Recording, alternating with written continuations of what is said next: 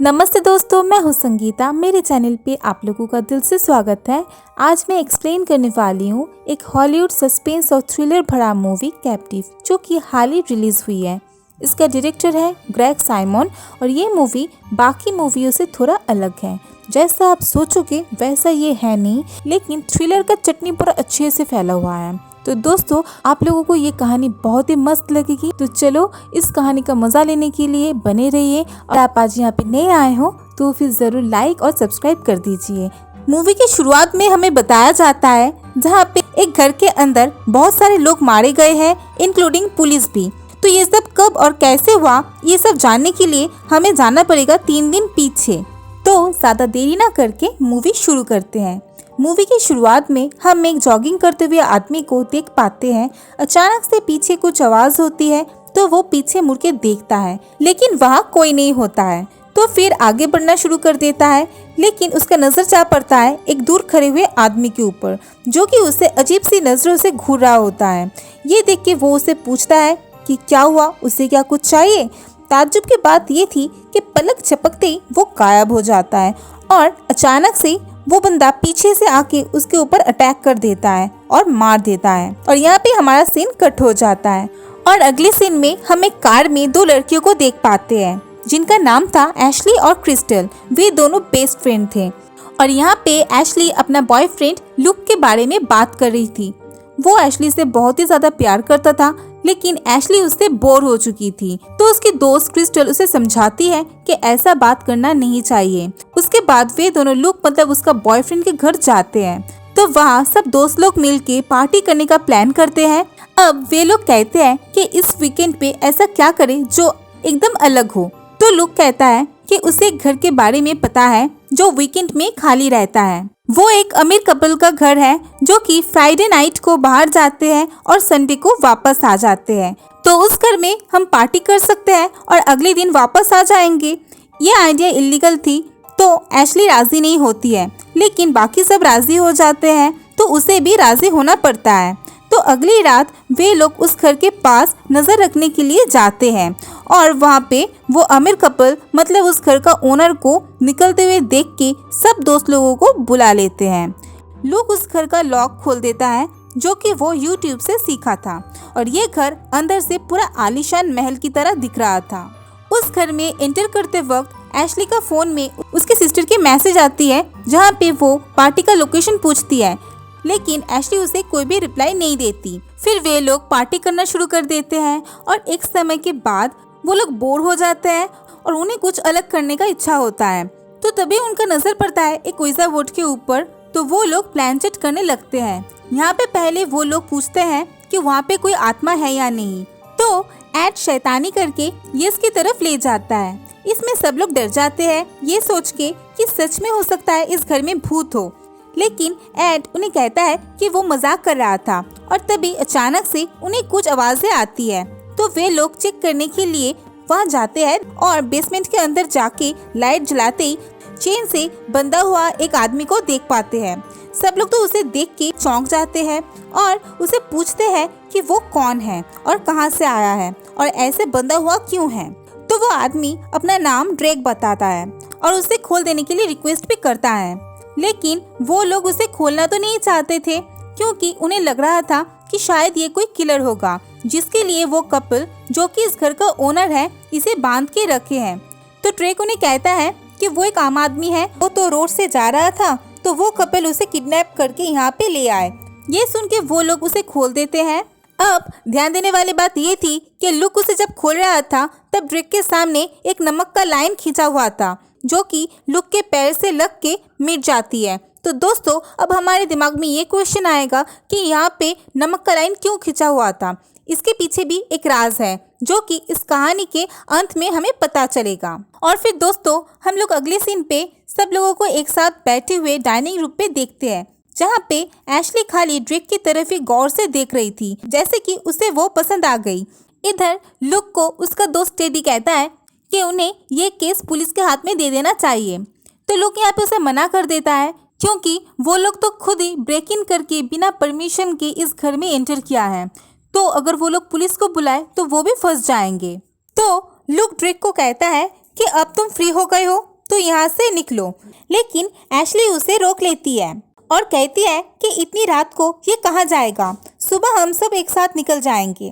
और यहाँ पे तो उन लोगों का पार्टी का मूड बिगड़ गया होता है, तो सब लोग उस घर के एक एक रूम पे रेस्ट करने के लिए चले जाते हैं। उसके बाद लुक और एशली एक साथ टीवी में मूवी देखते हैं। लुक थोड़ा रोमांटिक होने लगता है, उसके क्लोज होने का कोशिश करता है, लेकिन एशली परेशान होके रूम में चली जाती है। और थोड़ी देर बाद ही उसके रूम पे ड्रेक आता है थैंक्स कहने के लिए। अब बातें करते करते वो लोग घर के बाहर टहलने जाते हैं।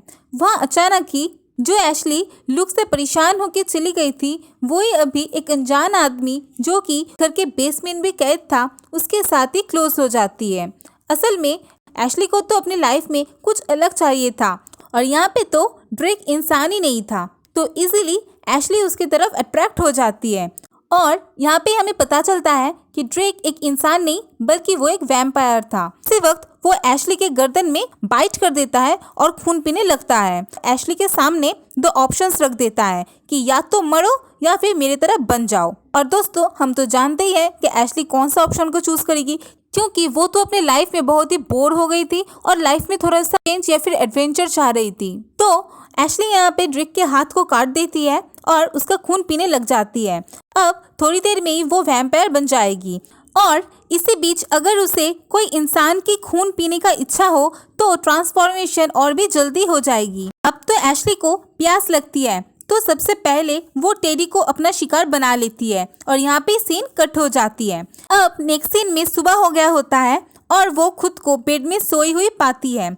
उसके बाद वो अपने आप को आईने में देखती है, लेकिन ड्रेक को आईने में नहीं देख पाती है क्योंकि एशली अभी तक पूरी तरह से वैम्पायर नहीं बनी थी। तो ड्रेक कहता है कि तुम बदल रही हो तो तुम्हें खाना चाहिए होगा, जो कि बहुत सारा है अभी भी इस घर पे। तुम्हारा अभी भी 3 दोस्तों जिंदा है। लेकिन एशली क्रिस्टल को नहीं मारना चाहती थी, इसीलिए खाने के वक्त एशली क्रिस्टल को ताने मारना शुरू कर देती है ताकि वो वहाँ से गुस्सा होकर चले जाए और एशली को उसे मारना ना पड़े। लेकिन वो तो कुछ भी माइंड में नहीं लिया, उल्टा टेरी को नहीं देख के सब सोचे कि हो सकता है वो घर चला गया। तो क्रिस्टल लगातार उसे मैसेज करती जाती है जिसका कोई रिप्लाई नहीं मिलता। ऊपर से एशली का रूड बिहेव ताने मारना जारी था, तो एटलीस्ट क्रिस्टल गुस्सा होकर वहाँ से चली जाती है। तो उसके बाद एशली रूम पे जाके ड्रेक से पूछती है कि क्या अब वो शिकार कर सकती है। तो ड्रेक उसे कहता है कि थोड़ा सब्र करो, जितना अपना शिकार के साथ खेलोगी उतना ही उसका टेस्ट बेहतर होगा। तुम तो अपने दोस्त को यहाँ से भगा दिया, लेकिन ध्यान रखना एक समय तुमको भूख ऐसा भयंकर लगेगा कि तुम्हारा जितनी भी दोस्त है उन सबको यहाँ पे बुलाना पड़ेगा। तो दोस्तों यहाँ पे ड्रेक का ये बात एकदम सच निकली। कुछ देर बाद एशली को इतना जोर की भूख लगी कि वो अपने बहन को टेक्स्ट करके बुला लेती है, जो कि पूरा फ्रेंड्स ग्रुप को अपने साथ उठा के यहाँ पे लेके आती है। फिलहाल लंच के लिए उसका नजर था लुक के ऊपर, लेकिन वो ड्रेक के बात अनुसार अपना भूख को और भी बढ़ा रही थी।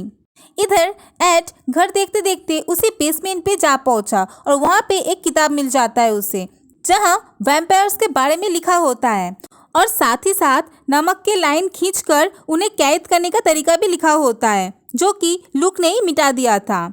और यहाँ पे एड तो समझ गया होता है कि ड्रेक एक इंसान नहीं बल्कि वैम्पायर है, लेकिन एड का यहाँ पे जानने का क्या फायदा। इसके पहले कि वो लुक को बता सके ड्रेक आ जाता है। उसे देख के एड तो बहुत ही ज्यादा घबरा जाता है कि उसे यहाँ पे कुछ भी नहीं करता है, उल्टा उसे ऊपर जाने के लिए कह देता है। सीढ़ियों के पास जाते ही ड्रेक उसके ऊपर हमला कर देता है और उसको काट के उसका खून पी के उसे वहाँ पे मार देता है। दोस्तों वैम्पायर्स हो या फिर शेर हो, सामने खाना देके कभी क्या वो लोग छोड़ते हैं।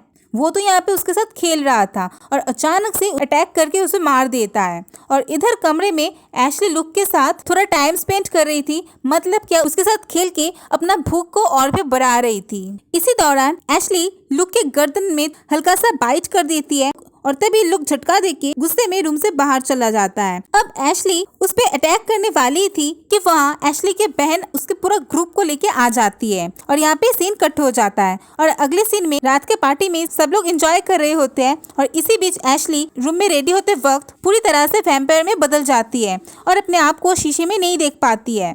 पहले तो वो लुक को फंसाना चाहा, लेकिन वो फंसा नहीं। दूर से ड्रेक को खड़े हुए देख के वो चिढ़ जाता है, क्योंकि ड्रेक को तो वहाँ पे अभी तक होना नहीं चाहिए। तो तो वो उसे जाने के लिए कहने जाता है, लेकिन पलक झपकते ही वो लोगों में गायब हो जाता है। जितना रात हो रहा था, एशली एक एक करके लड़कों को फंसा के मार रही थी और अब तो वो आईने में दिखाई भी नहीं दे रही थी। इसी बीच एशली ड्रेक के साथ नाच रही थी और क्लोज हो रही थी। इधर लुक देख लेता है और वो बहुत ज्यादा ही भड़क जाता है और तभी वहाँ पे क्रिस्टल आ जाती है, जिसको देख के एशली फिर से परेशान हो जाती है। क्रिस्टल आके लुक को कहती है कि टेडी अपने घर में नहीं पहुँचा। तो लुक कहता है कि पहले एड को ढूंढते हैं, फिर यहाँ से निकल के टेडी को ढूंढेंगे। खैर पूरा घर में ढूंढते ढूंढते टेडी उन्हें बुरी हालत में मिलता है। इधर ड्रेक भी इस पार्टी में अपना पहला शिकार ढूंढ लेता है, जो कि एशली की बहन थी और यहाँ पे ड्रेक उसका करीब जाते ही उसका गले में क्रॉस देख के उसे छोड़ देता है। तभी लूक नीचे आके घर खाली करने के लिए सबको बोलता है कि ऊपर लाश है और यहाँ पे कुछ रिएक्ट करने से पहले ही ड्रेक और एशली अब सबके सामने आके शिकार करने लगते हैं। इतना शोर शराबा सुन के पड़ोसी आके पुलिस को कंप्लेन कर देती है और वहाँ पे जब पुलिस के साथ पड़ोसी आते हैं तभी पड़ोसी के ऊपर भी हमला कर देते हैं और सबको वहाँ पे खत्म कर देते हैं। और इसी बीच पुलिस आ जाते हैं और यहाँ पे वे लोग लुक को क्रिमिनल समझ के पकड़ने जाते हैं तो ड्रेक वहाँ पे आ जाता है। तो ऑफिसर उसे अरेस्ट करने जाते हैं, वो उन्हें भी खत्म कर देते हैं और ये देख के दूसरा एक ऑफिसर ड्रेक के हेड में शूट कर देता है। वो गिर भी गया, उन्हें लगा कि वो वहाँ पे मारा गया होगा, लेकिन ऐसा कहाँ होता है, वो फिर उठ जाता है। गोली से मरने वाला तो वो था नहीं। लुक ये सब कुछ देख के हाथापाई करने गया तो ड्रेक उसका गला दबा के मारने जा रहा था तो वहाँ पे एशली आके उसे रोक देती है, क्योंकि वो तो उसका शिकार था। लुक उसे समझाने का ट्राई करता है, लेकिन एशली उसे खत्म कर देती है। और इधर बचने के लिए क्रिस्टल और मालरी मतलब एशली की बहन बेसमेंट में जाती है और वहाँ पे उन दोनों को दो वुडन लॉक्स पे मिलते हैं। तभी मालरी को एक लाश दिखाई देती है, जो कि और किसी की नहीं बल्कि एड की ही थी। तो वो सोचती है कि वो यहाँ पे क्यों आई, काश यहाँ पे वो आती ही नहीं। तभी ड्रेक और एशली उसके सामने आ जाते हैं और उन दोनों को देख के मालरी और क्रिस्टल तो बहुत ही डर जाते हैं, लेकिन मालरी उन्हें उसका गले का क्रॉस दिखा के डराने का कोशिश करती है। लेकिन यह आइडिया तो बहुत ही पुराना हो चुका है। क्रॉस तो वहाँ पे कुछ भी काम नहीं करता, बस थोड़ा जलाता है।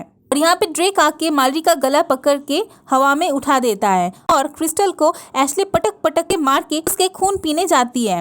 और यहाँ पे हाथापाई में क्रिस्टल वुडन लॉक को उसका दिल में आर पार कर देती है, जिससे वैम्पायर मर जाते हैं। ड्रेक तो मालरी को मार ही देता है और क्रिस्टल को मारने की जगह उसे ऑफर देता है कि वो भी उनकी तरह बन जाए या फिर तो मर जाए। लेकिन क्रिस्टल मानने वाली कहाँ थी, वो तो उसका ऑफर ठुकरा देती है, खुद को छुड़ाने का कोशिश करती है और ड्रेक उसे काटने लगता है और क्रिस्टल वो वुडन लॉक्स को उसका दिल के आर पार घुसा देती है और ड्रेक वहाँ पे फ्रीज हो जाता है। क्रिस्टल उसे धक्का देती है और तभी ड्रेक के मुंह से खून निकल उसके ऊपर गिरता है, वो वहाँ पे मर जाता है। फिर क्रिस्टल जख्मी हालत में वहाँ से निकलने का कोशिश करती है और उसी वक्त घर का ओनर मतलब वो कपल आ जाते हैं। वो लोग उसे पूछते हैं यहाँ पे क्या हुआ, तो क्रिस्टल उन्हें बता रही थी कि उतने में ड्रेक फिर से वहाँ पे आ जाता है। ड्रेक जिंदा हो जाता है। असल में ऐसे वैसे कोई वैम्पायर्स नहीं है, ये तो स्ट्रेगोई है, मतलब हायर क्लास का वैम्पायर जिनके 2 दिल होते हैं और दोनों को ही नष्ट करना पड़ता है, तब जाके ये लोग मरते हैं। ये सब कुछ ओनर्स ने बताया क्रिस्टल को। अब दोस्तों मुझे तो लगा था ये लोग वैम्पायर हंटर्स होंगे, लेकिन दोस्तों ये तो उल्टा ही पड़ गया। ये लोग भी स्ट्रेगोई है और ड्रेक उनका बेटा है। ड्रेक को वो लोग बेसमेंट में बांध करके रखते थे, क्योंकि वो ऐसे ही उल्टा सीधा काम करते रहता था। जैसे कि मूवी की शुरुआत में वो जॉगिंग करते हुए आदमी को तो जरूर आप लोगों को याद होगा। और यहाँ पे तो क्रिस्टल ये सब कुछ सुन के वहाँ पे दम तोड़ देती है और तभी उनके सो कॉल्ड बहू मतलब एशली आ जाती है। मतलब ये भी नहीं मरी, फिर से जिंदा हो गई, क्योंकि अब ये भी स्ट्रेगोई हो गई। और ये सब के बाद वे लोग शहर छोड़ के भाग गए। फिर अगले सुबह पुलिस आके तहकीकात करते हैं और उसी वक्त क्रिस्टल अचानक से उठ के बाहर चली जाती है और इससे हम लोग अब समझ जाते हैं कि क्रिस्टल भी अभी पूरी तरह से स्ट्रेगोई बन गई थी। मतलब पहले तो ड्रेक उसे काटा था, उसके बाद वुडन लॉक्स को मारने से उसका मुंह से जो खून निकला था जो कि क्रिस्टल के मुंह के ऊपर गिरा था, तो तभी थोड़ा सा खून हो सकता है उसके मुंह के अंदर चला गया होगा, जिससे कि वो स्ट्रेगोई बन गई और इसके साथ मूवी खत्म हो जाती है। तो दोस्तों इस मूवी के स्टार्टिंग में जैसे हम लोग सोचे थे वैसा तो एंडिंग में होता नहीं। पहले तो स्लैशर लगा होगा, फिर वो वेजी वॉर्ड को देख के हॉरर सोचा होगा, फिर लगा होगा कि थ्रिलर हो सकता है क्योंकि ड्रेक बेसमेंट पे चेन से बंधा हुआ था। फिर जब ड्रेक एशली को ऊपर अटैक करता है कि वो वैम्पायर होगा, लेकिन वो भी निकला कुछ और। तब आप लोग सोचे होंगे कि हो सकता है ये वैम्पायर वाला मूवी होगा। और आखिर में जो उस घर का ओनर्स थे उनको वैम्पायर हंटर समझे होंगे, लेकिन वो भी निकला क्या, स्ट्रेगोई का माँ बाप। ऊपर से क्रिस्टल भी उनके जैसे बन गई थी। ये मूवी तो हर तरह से हमको पजल कर दिया, लेकिन फिर भी ये कोई मास्टरपीस नहीं है। तो दोस्तों आज का ये मूवी का कहानी आप लोगों को कैसा लगा ज़रूर कमेंट बॉक्स में बताना, और अगर अच्छा लगे तो ज़रूर लाइक शेयर और सब्सक्राइब कर देना। साथ में बेल आइकन को प्रेस करना मत भूलना। Thank you, stay blessed, be happy, bye bye.